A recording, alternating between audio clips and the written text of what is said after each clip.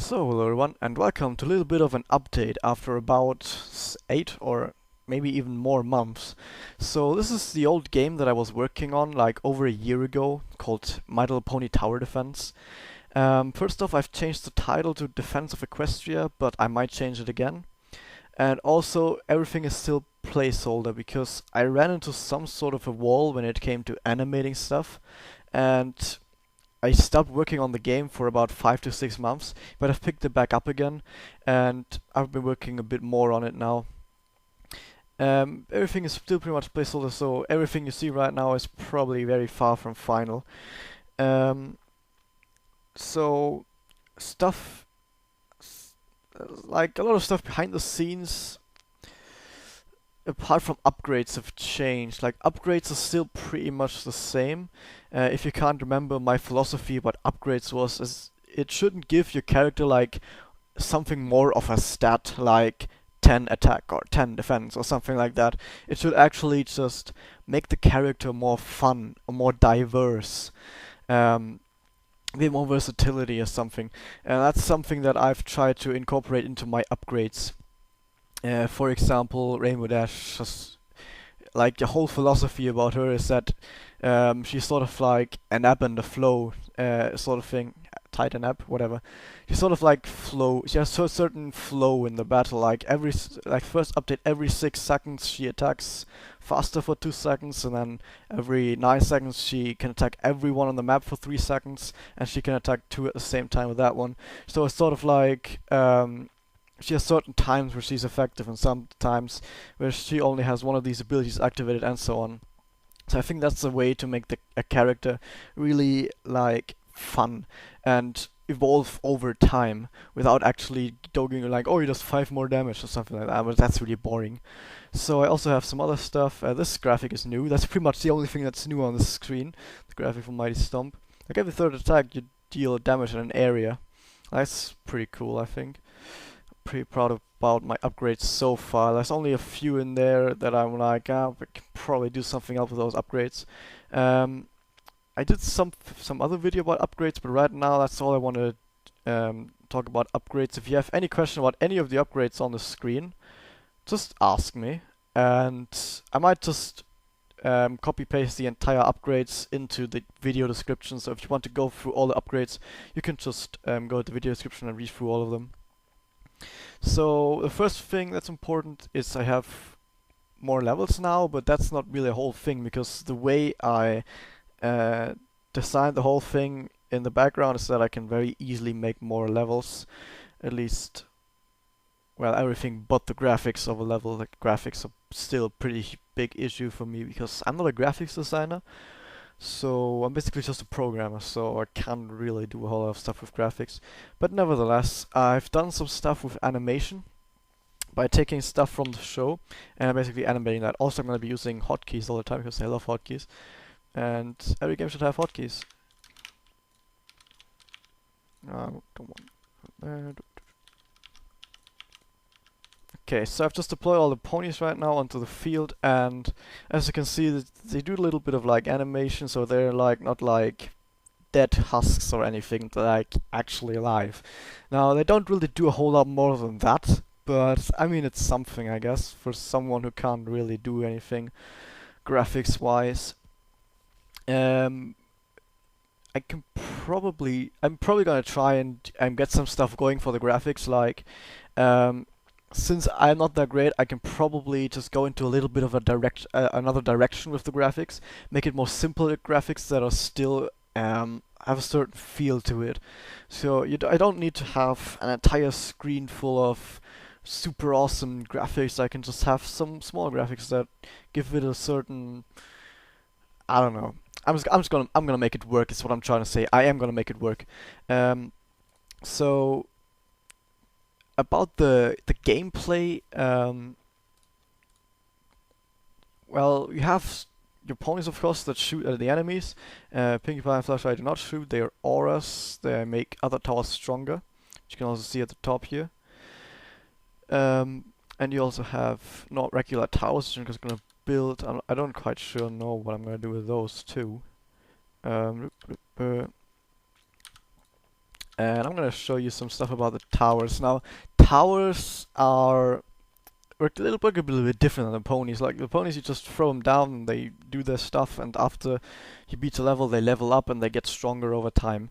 And the important part about towers is they don't really get stronger throughout the game, but you can upgrade them, and the more money you get, the more you can upgrade them. I've just given myself a whole lot of money so I can show this off. So I'm just gonna upgrade this arrow tower, and the thing I've done with the towers is, actually I'm gonna show this off. They start off just being able to shoot and don't really have a whole lot of stuff that they do. Like the frost tower just slows something down, the splash tower does splash damage, whoop-de-doo. This tower has a very big range. It doesn't really show right now. And if you upgrade them, of course, once again, I don't like upgrades just making a tower stronger. So first upgrade, it just makes it a little bit stronger.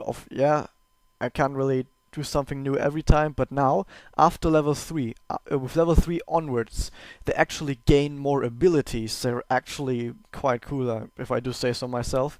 So, this tower right now, it just shoots some arrows, but now it has level 3. Let me just look at level 3. Now it has the ability to hit for critical damage. And I'm just gonna show that off. Well, that's a perfect wave, isn't it?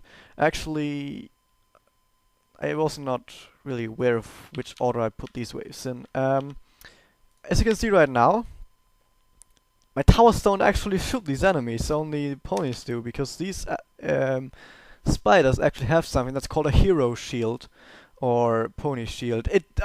The name doesn't matter. What basically matters is only ponies can actually hit these enemies, which I guess is pretty cool in some situations, because you can't just focus on one thing, you have to focus on ponies and towers.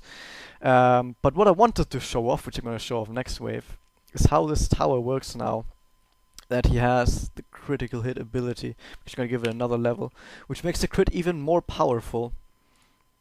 Okay. I'm just going to see. There we go. It pops up a little red number whenever a crit occurs. That's pretty cool. And now we have something. Well, I need to go to the next level again. On level 5, it is the ability to hit multiple enemies at once. Also, the shadow bolts here have something that's called invincibility. The first time they get hit, they go invincible for a few seconds, and then they can't go invincible again. So you need a tower at the beginning of the stage to like tick it off. So at level 5, the arrow tower can hit 2 enemies at once. Now I'm not gonna like show off everything the others do one by one. I'm just gonna place them all down and upgrade all of them. I'm just gonna tell you what they do. So the sniper tower on level 3 it does bleeding damage, which gets stronger until level 5, and then level 5 it additionally gains the ability to have a piercing shot, which means after it hits the first enemy, the bullet is gonna keep flying, so you can hit like everything in a line. So if I put the tower like down here, and when it starts shooting, it's gonna shoot the first enemy, and then the bullet is gonna keep going and hit everything in the line, which I guess is pretty cool. It also means that you need to like keep in mind where you want to put the sniper tower down, so you can hit everything in a line. The splash tower has something. I'm just gonna restart this. A second. The splash tower does. There we go.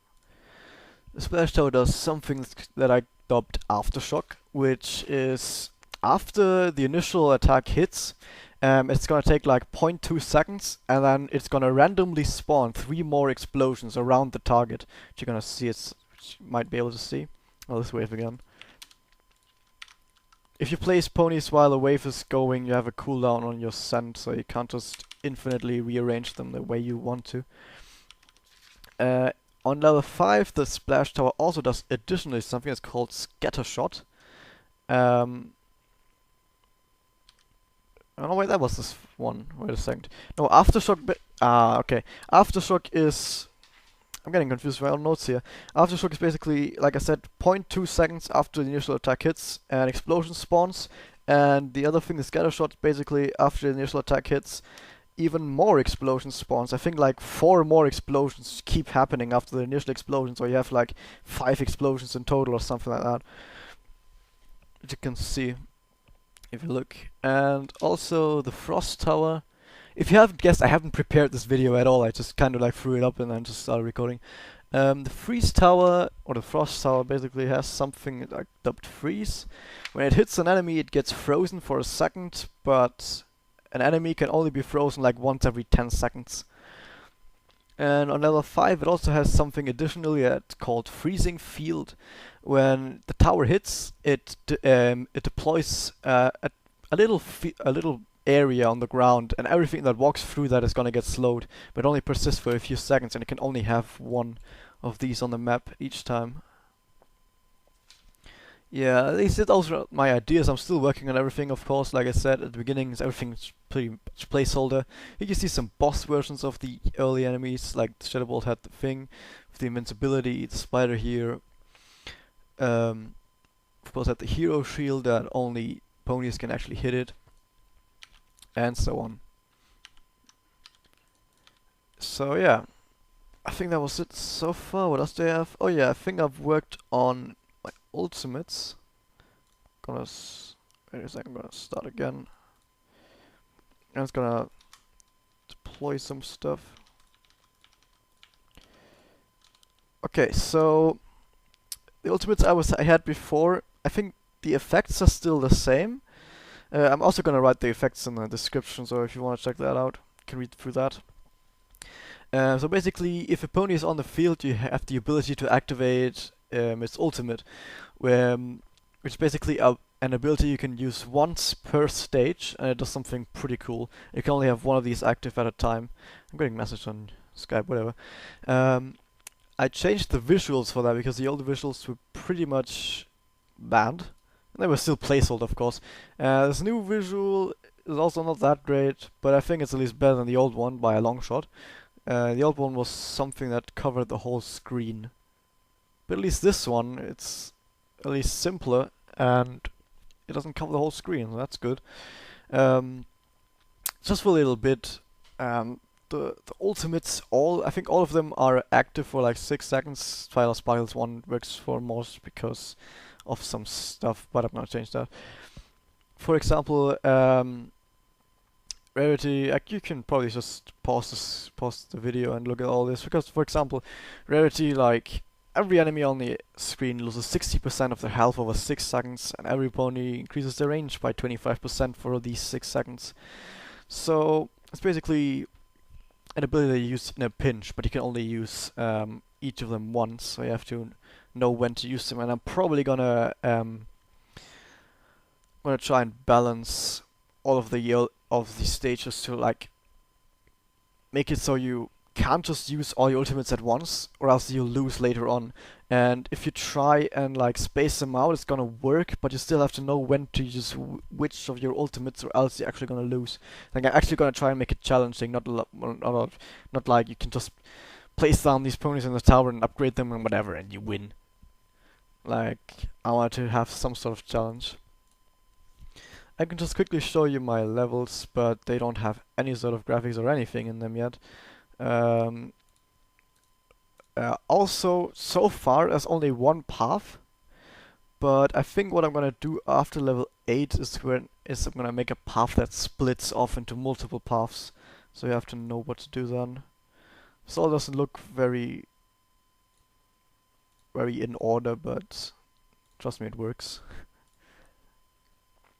Just a quick show off of the little designs I have planned.